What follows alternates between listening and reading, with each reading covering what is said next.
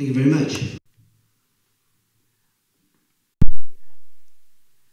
I mean, I think I'll speak on behalf of everybody here, first of all, saying I don't think anybody knew why we were being invited. I know I told Andy a story a long, long time ago, which he seemed to remember, and I'll recount it in a second. But up on the screen there's a variety of people. I mean, they're up there for a reason. If you think about them through time, the Beatles, Hendrix, Led Zeppelin, The Jam, Nirvana, Madonna, Lady Gaga, and Sex Pistols. I mean, they've all been inspirational to different generations, and they've inspired a lot of people. And for me, and we'll get there in a moment, it was the Soul Edges. It was Otis Redding, Temptations, and all that sort of stuff. And the reason Andy asked me is because I told him this story. Back in 1970, I was in the sixth form.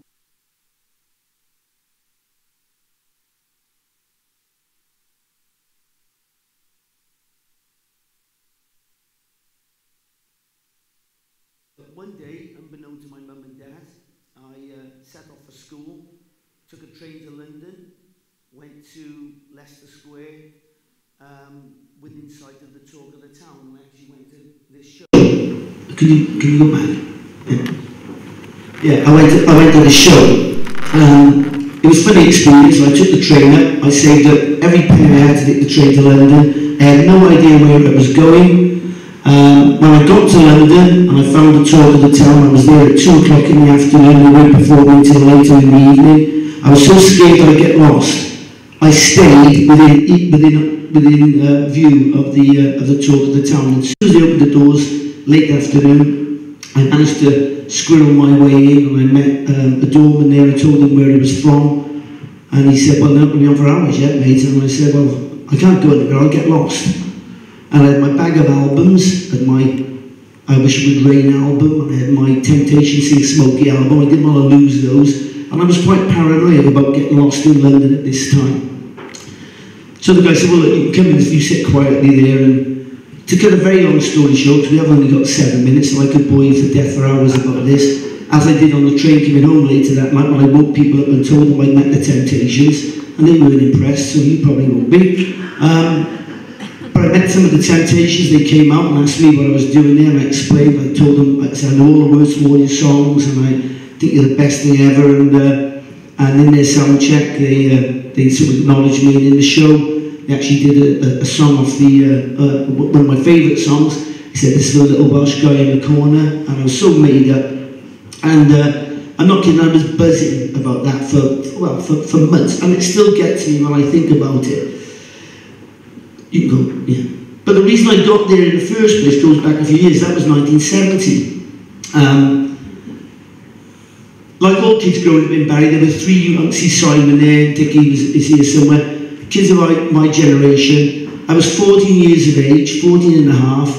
3 unifying factors in Barry for me at that time was Barry Sports Centre, where we played football, Cold Nap.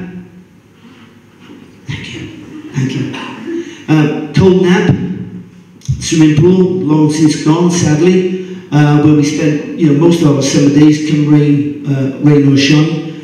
And the other place was this place, the Memo, because this is where they used to have the dances. In fact, the last but one time I was in this room was in 1967. I had my leg in plaster. I was sat at the back there. This is where they used to have the small discos.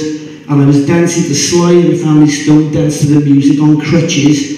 And my friends used to go out and get people to ask them to dance because I couldn't walk into the floor.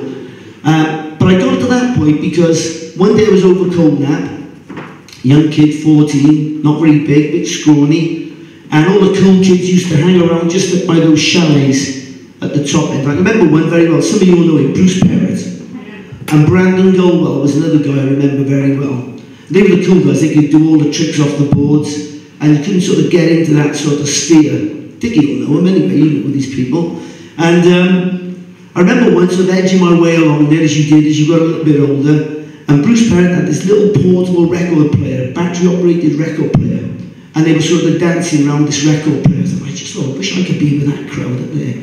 And the record they were playing, if you go on, this is the record they were playing, and it's this day, when I walk my dog, our dog,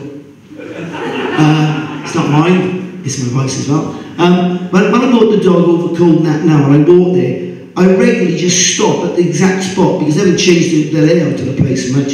And Bruce Perrott and Brandon and a couple of the other guys, and some Aunt Charles and different guys and girls over there, were sort of shaking around this record player. And it was lovely, it was sweeter than ever. I don't even know if I actually really liked it. I just knew I had to like it because they liked it. That was in probably June 1966. I was in what we used to call Form 3, Year 9 we call it in school these days. Form 3. Honest to God, that changed my life. You can go on, yeah, just go.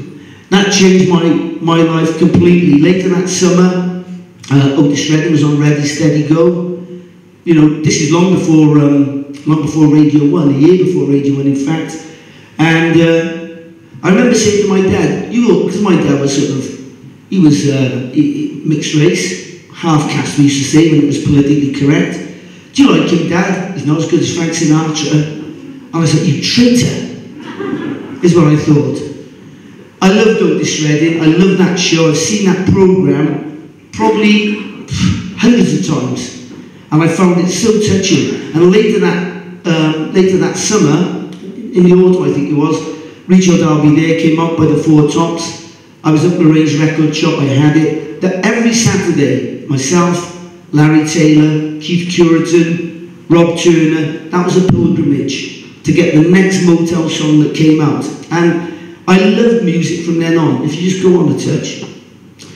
I made this pencil case with my granddad. Every name on there was beautifully inscribed, beautifully carved in. Sam and Dave, The Vibrations, Lou Rawls, everything. Spent hours making the box, and I've still got it. I took that photograph earlier today. Got me into a lot of trouble because I had a satchel that was engraved in pretty much the same way. And one day, came into prep in the dining room when we used to have that in the grammar school, and all the kids were laughing. I said, what's the matter, what's the matter? And they said, well, have a look at your pencil case. And inside it, this kid from St. Athan, I'll never forget his name, Stephen Gowan, I hated him. He'd written a name on there that had no place alongside Otis Redding and the Four Tops. He'd written, you might remember these, and if you liked them, don't shout out because you'll be embarrassed. Pinkerton's Assorted Colours. They were dreadful. They were like a boy band of the time. Right bunch of Nancy boy band they were. And he'd written on it, and I launched across the table, and we had a bit of a scuffle, taken to the head teacher, and the head teacher said, I said, look, he's graffitied all over my bag, all over my pencil case. He looked at it, he said, he couldn't have done that while he was in the toilet. I said, no, that's mine. So he came in, he gave him 2, one on either hand, for touching my property, and he gave me 2 on either hand for graffitiing my own property. But it didn't matter because it was working. You can go on. So this is where we used to come, this place, the Memo. This was where we used to have the dances downstairs in the big hall, and you can crack on, yeah? And if you were cool enough, and if you were brave enough, you'd go into Cardiff, you'd queue up in Queen Street to go into the top rank suite where you had to be 18 on a Thursday night. Or you could go on a Saturday afternoon. I went there once to see Gene Pitney. He wasn't soul, but it was a Saturday afternoon, and he was in top rank suite. And that was where we all aspired to go. My sister, who's younger than me, hated the idea of her brother going, because even though I was younger, you know, she was 17, but she thought she was 23. I was 18, but she thought I was 14, so it didn't go down too well. But this is what we all aspire to do. You can move on, yeah. And it wasn't long. This is the ticket from the Otis Redding Club. Look at that. Monday night, 17 and 6. Now, I don't know what that translates to modern money, but at the time you could buy 8 pints of double diamond in the Albert for £1. So what would 8 pints cost? Now, probably about 24, 25 quid. So say that's worth about 20 quid, that ticket in those contemporary prices. And when I saw them, when you see these acts, for me, it just meant everything. Now, I'm not a musician. I sing in a local band. I have no musical ability whatsoever. But I do know there are people in this town, and I'll mention some of them by name. There's a band called the Hindenburgs. They were a Led Zeppelin tribute band. They're the finest musicians you will see anywhere. You've got the Underdogs who do rock covers, fantastic crowd pleasers. There's so many people. Well, the drummer in our band, his son is one of the most talented young kids, and the sad thing is, there is nowhere for them to play. And that's what gets my crew. When I was growing up, we could come to the Melbourne and have a dance. We could go over to the Harbour Club if you were old enough, or you looked old enough and you could get yourself in.